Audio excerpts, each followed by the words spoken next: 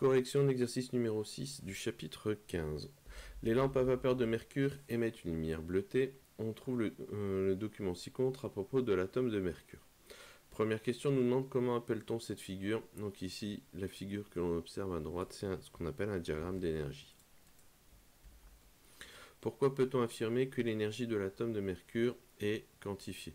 Parce que justement, sur ce diagramme, on a les différentes valeurs possibles de l'énergie peut avoir un atome de mercure, et on se rend compte que c'est certaines valeurs et pas un ensemble de valeurs ou une infinité de valeurs.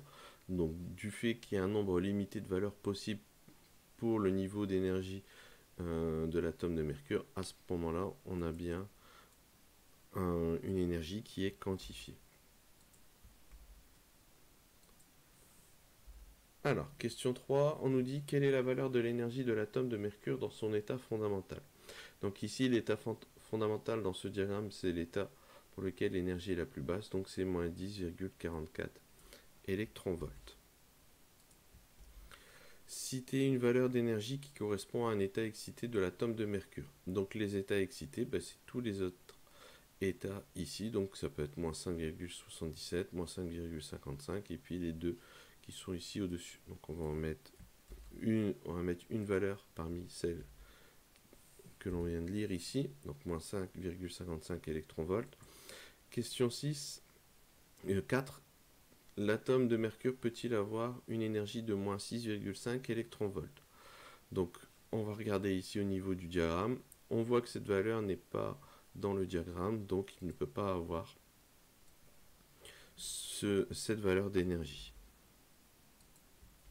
Dernière question ici, on nous dit l'atome de mercure peut-il absorber un photon d'énergie de 10 électronvolts?